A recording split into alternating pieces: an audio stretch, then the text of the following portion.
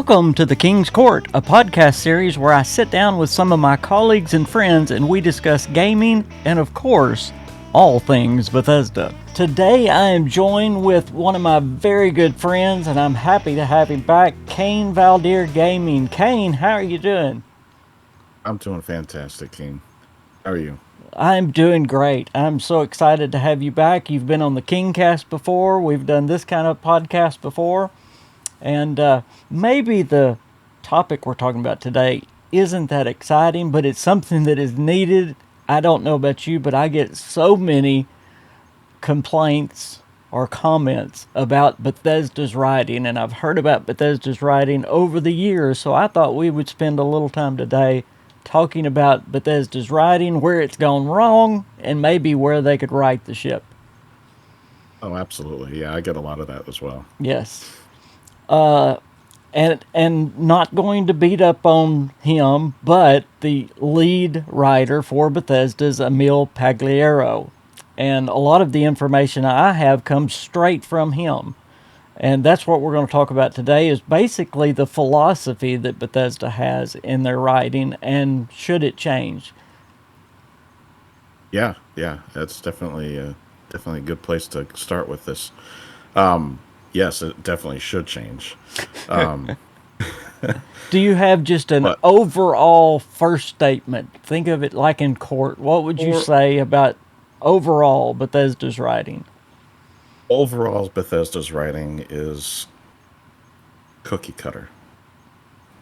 They they're not in. It's not intricate. There's not a lot of deep storytelling that's going on.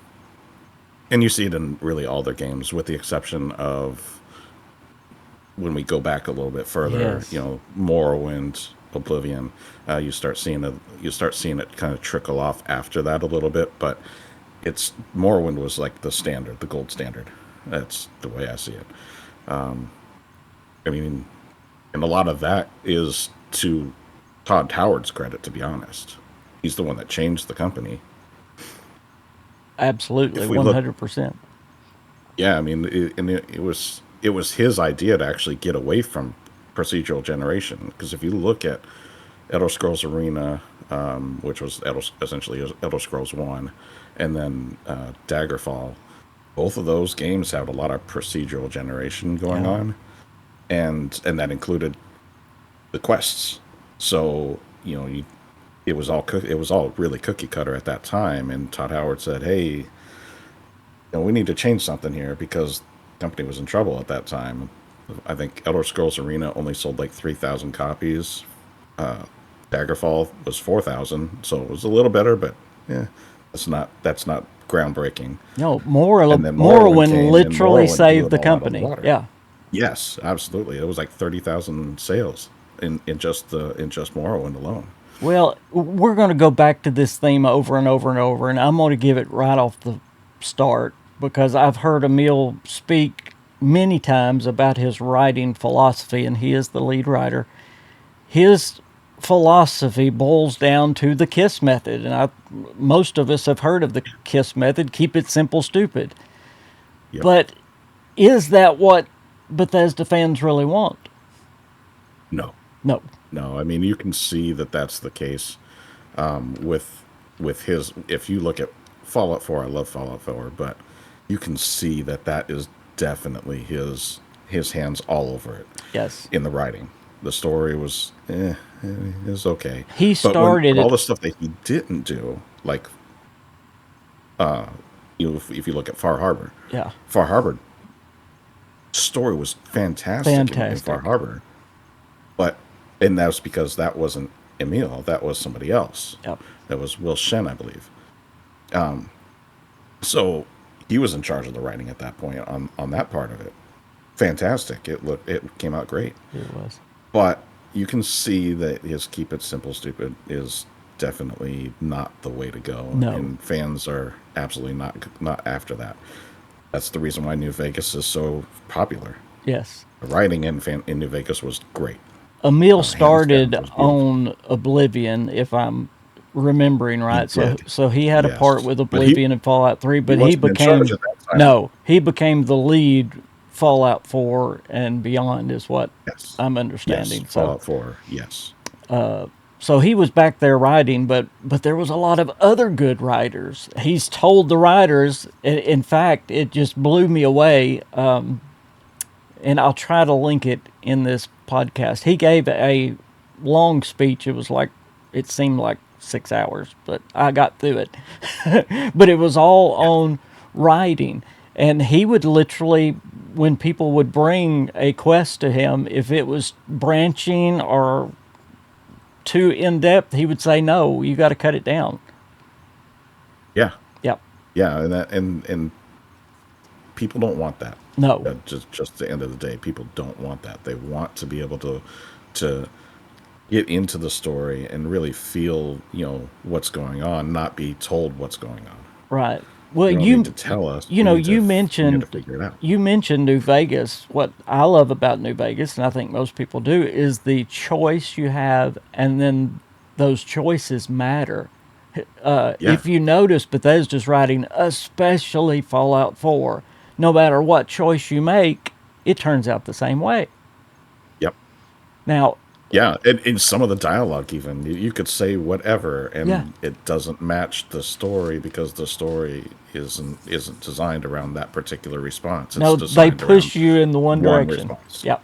Yep. Yeah, there's, I mean, Fallout 4, of course, the dialogue system has been talked about ad nauseum, but there's four Yes. responses. You can be sarcastic, you can be positive, you can be negative, and I They guess all the other result one's the same way. neutral. But they all go the same way.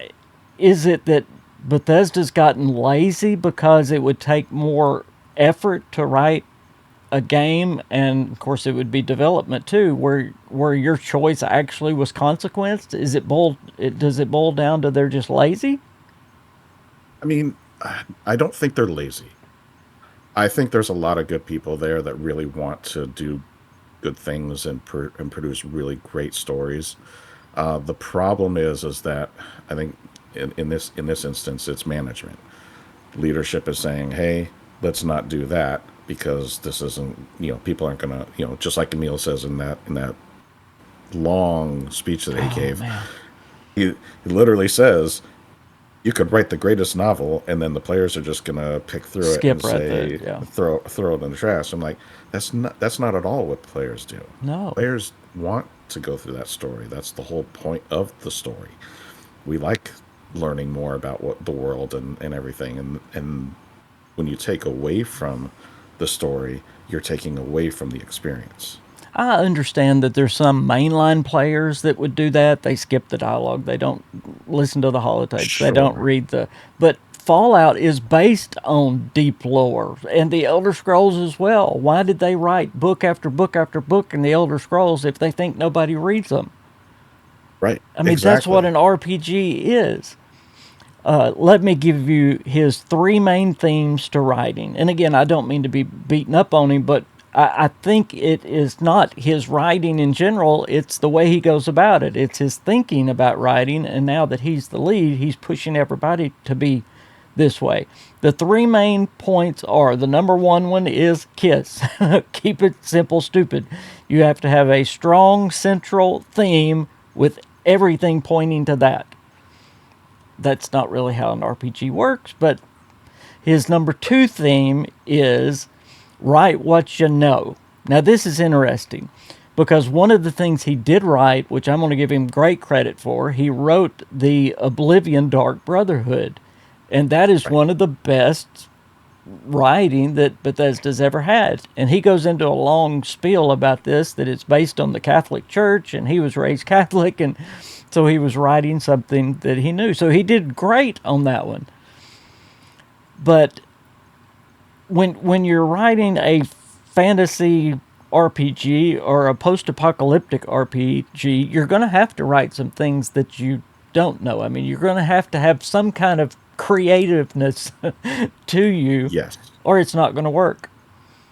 And then That's right. the third point he said, and this is what you were getting to: great games are played, not made. In other words, that's where he made the point that you can write all this great dialogue, but it's all going to be skipped. And again, I think that's wrong thinking in almost all of them. Yeah, absolutely. I mean, geez, I've been down that road so many times. Um, but yeah, I mean, a lot of, and I think a lot of it, like I said, I don't think it's laziness on Bethesda part. I think really what it is the design philosophy. There's so many people involved now, and nobody knows what anybody's doing.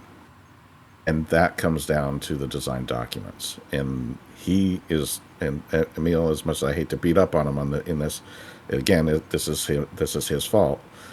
He has stated he doesn't want any design documents. But It's a waste of can I time in his view. interrupt you for just a second? It's You go. not his writing, it's his philosophy. We've already showed that he can write good, the Dark Brotherhood. It's the philosophy. Yeah, absolutely. And And those design, like this, like I said, the design documents are a big piece, yeah, because if you don't have the design documents, the people that are writing the story don't know what other people are writing, and so it kind of becomes a mess.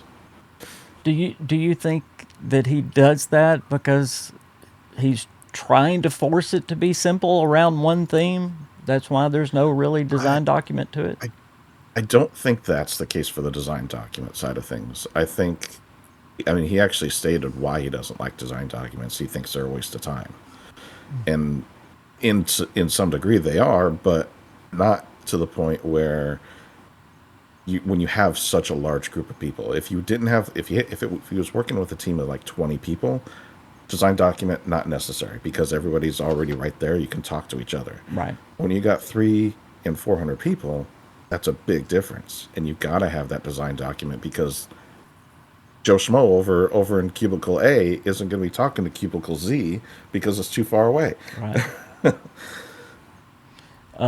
Emil said in that, again, where he was talking about writing philosophy, he says the player will never see the huge story that you write because players are going to be doing other things, talking about the side quests. So, I mean, he was basically making an excuse for not writing a good main story because he said Yeah, they're never going to see it.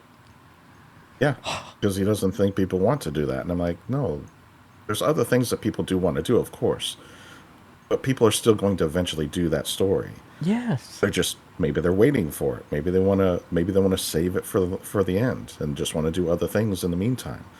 Great, that's not a problem. That doesn't mean you sacrifice the story. No. And I if I've heard one thing, the main story especially has been the thorn in Bethesda's side. And you mentioned New Vegas. That's why New Vegas was so good because you took everything that Bethesda does good. They had Obsidian had all of Bethesda's tools. They basically just had to lay it out, and then it was their writing along with Bethesda's world building, basically. So it was the best Yeah, of both worlds. But yeah, but you look absolutely. at even the Skyrim main story, the Fallout 4 main story. They're all the faction quests are better than the main story. Yeah, yep, absolutely. I will not ever take that away from them, because that is what makes New Vegas special, is the writing. Yes. It absolutely is hands down one of the greatest writing pieces. So let's boil it down. While Emil is there, and again, not beating up on him, I'm just talking about the philosophy. Is there hope then for the Elder Scrolls 6 story wise, or are we going to have to get a new lead in there? I don't think he's in charge of Elder Scrolls 6. I think Todd is technically in charge of Elder Scrolls 6, and I think he has to be. At this point, he has to be more involved with that, just because of everything that's going on within the structure. And I think that may be what Microsoft has actually said. Hey, get this right. Oh, absolutely. So, and if anyone can turn it around, it's Todd. He's proven he's been able to do so. So I don't I don't stress that Elder Scrolls 6 is going to be bad. I think it has a chance of not hitting, but we'll have to see just how Bethesda actually handles it and whether they change their internal philosophies enough to be able to bounce back to what they used to be. Yes. Just a few other things that he said. He says keep quests very basic. Again, if he said small, simple, or basic one time, he said them 1,000 times in this talk. Oh, yeah, so much. Because he talked about no lore bombs. In other words, you don't give them a big bunch of lore in the talking. Because again, he said players aren't going to listen. He said tell stories interactively instead of through the dialogue. Tell stories through the environment, which I think Bethesda does great. But again, you can still have the environmental story and have good writing along with it. Yes.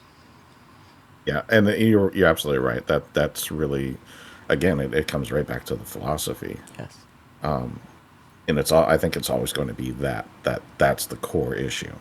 And obviously there's other issues mixed in with that, but I think that's the biggest argument that we can be made is the philosophy itself, and that's where the problem really lies. I think once we really get into, if they turn things around with Elder Scrolls 6, I think once we really get into that, that's going to be the real tell as to where they are as a company, and where they're going. Yes. If there's no changes, then man, I hate to say it, but they might not be a company anymore. But well, that's just me.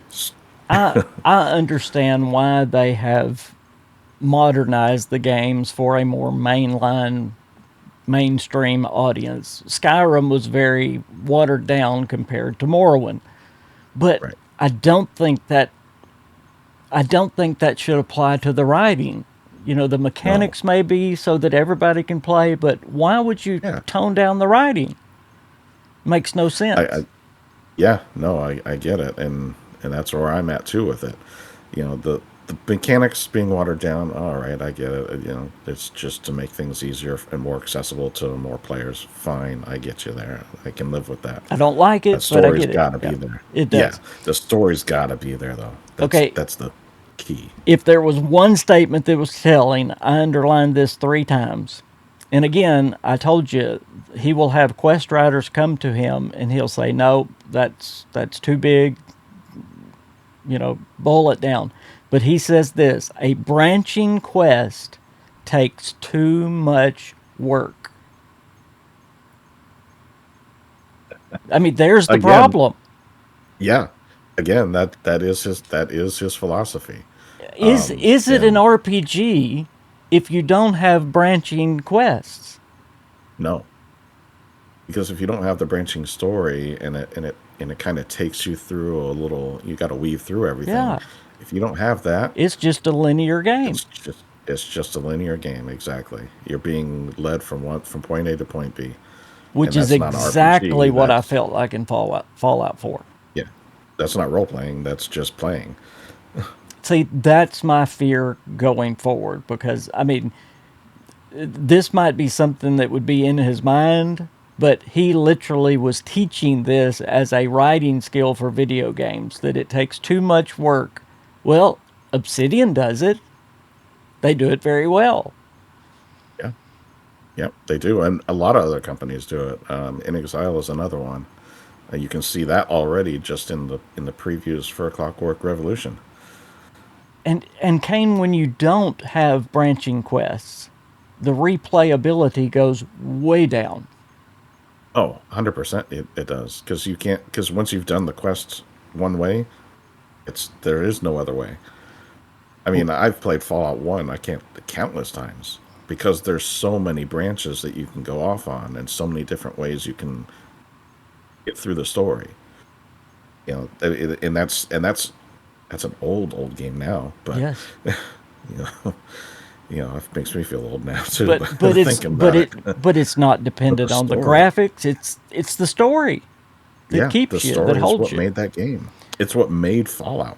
Well, let's get a little specific and go modern here. Let's look at Starfield, and let's just look at the writing basically in Starfield. Did the writing hold Starfield back? I'm gonna say yes, 1,000%, especially with the main Uh, story ab- again. Absolutely, that main story was garbage. I hated it the whole time. I played through it one time. No, I played through it twice. Scratch that. I played through it twice just to see if there was any changes. No, No. but and that was it. That, I was like, nope, I'm done. And Kane, it Can't do the had main so story. much I like the potential. They side built quests. it up like, oh, it's going to be something amazing and special. And Yeah, it was going to make you. It was going to answer some of the mysteries of the universe, or at least make you think about it. And not one no, time did I think about that. I was just thinking, how this doesn't match what I'm talking about with my character. nope. I was lost half the time. I was like, okay, I'm just gonna wing it at this point. And then, but side quests were great. Some of Yes, the side quests, I I was about to loved say, them. let's look at the Vanguard. Vanguard quest line is really Yeah, good. Now, it doesn't branch like I would want it to, but I think it's it very had a well little bit. written. Yeah. Yeah, it was well written. It had a little bit of branching, not much. I th- I want to say some of the quests that weren't Vanguard. It was Well, I saved, The I, Crimson Fleet Crimson quest Fleet's line. good. That one did have a lot of branching steps to it. One So of, I did like that. one of the ones that I left until last was, I can't say it, Renugen? Is that how you say it? Ryujin? Yeah. Ryujin? And Yeah, I that one thought was that was an actually not too excellent bad. quest line as well. Yeah. So, I mean, your three main factions, I guess you'd call them, were written much better than the main story. Much better. Oh, 100%. Yeah, they were hands down. Ryujin was far superior in my opinion than it gets credit for. There was a lot of branching in that one And Kane, that I noticed. New Game Plus, which is the replayability of the game, is built around only the main story, basically. I mean, you get to do Yeah, the other it factions has. again. Yeah, you get the other factions, but I mean that nothing changes with them. And I'm like, he had such an opportunity here. Yes, there is Big only opportunity with the story. the only change I know of is you can save someone the second time through. In other words, you don't have to let one of your crew pass Yeah, from the yeah. I mean, starboard. there's a few other changes, but it's only within that main faction Yes, Constellation. That's what I was trying to remember the name. That's how bad it is. and again, But it's only the within that possibilities faction. there. I mean, we're talking about multi dimensions. They could have just gone crazy with it. In fact, I was thinking there, and hopefully, if they have another DLC, which I think they're I still don't working know. on, but I hope, I but I hope don't they know. go into that different universes or different realities and how they are different. When I heard shattered space, I thought, okay, maybe this is going to be, you go Oh into a yes, shattered universe. So yeah. many possibilities. I thought it was going to be so much different. Shattered Space was all right. I'm gonna leave that one alone. No, go ahead, go ahead. What was wrong, Yeah. especially with the Well, writing of Shattered Space? the writing itself was just terrible, hands down. The it, the when you first get into it, it's interesting. Okay, what's going on? You're trying to figure out what's happened. That part was interesting. The very beginning of it. Hmm. After that, once you get to the planet, it's like night and day.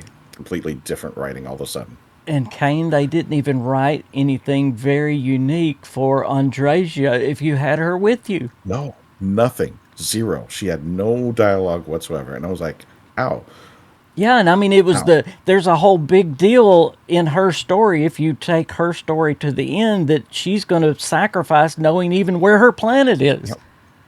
And they don't Yep. even mention it. She don't even say, No. "Ooh, I'm home." It's like, Nothing. yeah. She was like, "Oh, I shouldn't be here. You shouldn't either."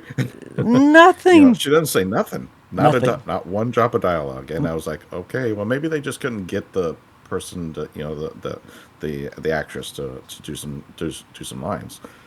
I don't think that's the case, but I mean, I'm trying to be generous here.